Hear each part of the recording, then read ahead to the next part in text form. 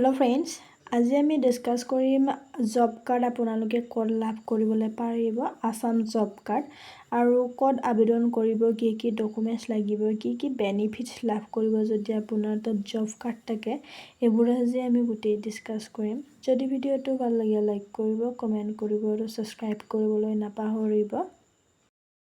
এইটো হৈছে নিৰ্মাণ সাখী, ইয়াৰে অফিচিয়েল ৱেবছাইট হয়। ইয়াতে আপোনালোকে আবেদন কৰিবলৈ পাৰিব। নিৰ্মাণ সাখী চাব পাৰে, Assam building and other construction worker welfare board. ইয়াৰে বেনিফিটছ ক'বলৈ গ'লে ইয়াতে যদি আমি 3 লাইনত ক্লিক কৰোঁ, তাতে দেখা পাম স্কিমছ এণ্ড বেনিফিটছ আছে। ইয়াতে বেনিফিটছ প্ৰভাইডেড বাই দ্য বৰ্ডৰ পৰা কি বেনিফিটছ লাভ কৰিব এইবোৰ চাম। ইয়াৰে বেনিফিটছ যদি আমি ক'বলৈ যাওঁ, ডেথ বেনিফিটছসমূহ চাবলৈ যাওঁ, তেতিয়াহ'লে আপোনালোকে 50,000 লাভ কৰিব যদি নেচাৰেল ডেথ হয়, নমিনীছে লাভ কৰিব। আৰু যদি আপোনাৰ ইনকেছ যদি কাম কৰি থকা সময়ত যদি ডেথ হয়, তেতিয়াহ'লে 3 লাখ টকালৈকে আপোনালোকে লাভ কৰিবলৈ পাৰিব।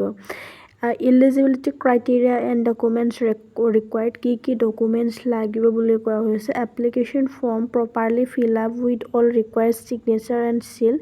গোটেই আপোনাৰ এপ্লিকেশ্যন ফৰ্মখন লাগিব, য'ত আপোনাৰ ছিগনেচাৰ চিল এইবোৰ গোটেই প্ৰপাৰলি থাকিব লাগিব কোৱা হৈছে। Photocopy of death certificate with attested, আৰু ডেথ চাৰ্টিফিকেট থাকিব লাগিব। Original copy of the identity card issued by the board, আপোনাৰ এইটো থাকিব লাগিব। বেনিফিট এমাউণ্টটোতো গমেই পালে, নেচাৰেল ডেথ হ'লে 50,000, এক্সিডেণ্টেল ডেথ হ'লে 3 লাখ লাভ কৰিবলৈ পাৰিব।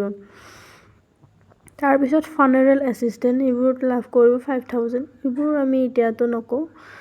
জেনেৰেল পেঞ্চন আপোনালোকে কি লাভ কৰিব। জেনেৰেল পেঞ্চন আপোনালোকে registered construction worker is eligible for pension on attaining 60 years of age. যদি আপোনালোকে পেঞ্চনো লাভ কৰিবলৈ পাৰিব বুলি কোৱা হৈছে। ইয়াতে মান্থলি পেঞ্চন আপোনালোকে লাভ কৰিব 2,000 plus 100 for every completed year from the year of registration. তাৰপিছত আপোনালোকৰ ইয়াতে ডকুমেণ্টছ কি লাগিব বুলি কোৱা হৈছে। ডকুমেণ্টছ ইয়াতে লাগিব, এপ্লিকেশ্যন ফৰ্ম প্ৰপাৰলি ছিগনেচাৰ থকাটো লাগিব, অৰিজিনেল কপি আইডেণ্টিটি কাৰ্ড এইটো থাকিব লাগিব, original copy of the account pay book এইটো থাকিব লাগিব। এইখিনি এক্টিভ বেংক একাউণ্টছ ডিটেইলছ এইবোৰ আধাৰ কাৰ্ড এইবোৰ থাকিব লাগিব বুলি কোৱা হৈছে। আৰু তাৰপিছত আপোনালোকে কি লাভ কৰিব, ফেমিলি পেঞ্চনো লাভ কৰিবলৈ পাৰিব।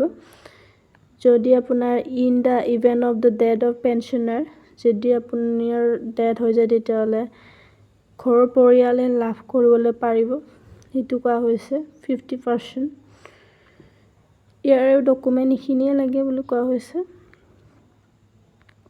ডিছেবিলিটি পেঞ্চনো আপোনালোকে লাভ কৰিব, বহুতো ইয়াতে সুবিধা লাভ কৰিবলৈ পাৰিব বুলি কোৱা হৈছে।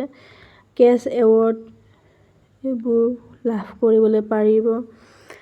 ইয়াতে কেছ এৱাৰ্ডটো কোনে লাভ কৰিব, subject to the availability of cess fund, the board has provision to sanction cash award as incentive for pursuing higher education for the children of registered beneficiary worker.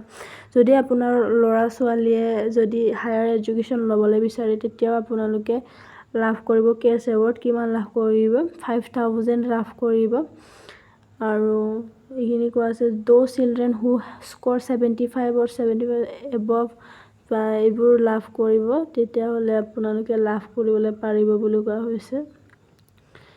ডকুমেণ্টছখিনি এইখিনিয়ে। ওৱান টাইম এডুকেশ্যনেল এছিষ্টেণ্ট সেইবোৰো লাভ কৰিব। যদি আপোনাৰ চিলড্ৰেনে 1 পৰা 4 পঢ়ি আছে, তেতিয়াহ'লে 1500 টকা লাভ কৰিবলৈ পাৰিব এবাৰৰ কাৰণে। 5 to 7লৈকে কোন যাই পঢ়ি আছে, 2,750 rupees লাভ কৰিব।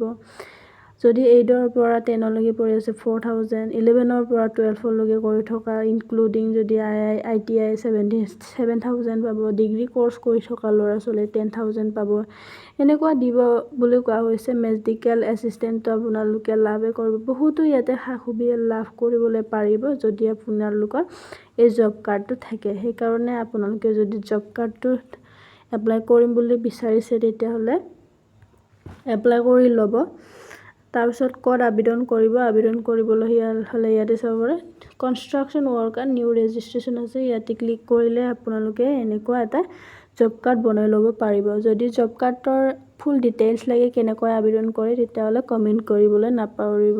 আজিলৈ এইখিনি আছিলে, ধন্যবাদ জনাইছোঁ।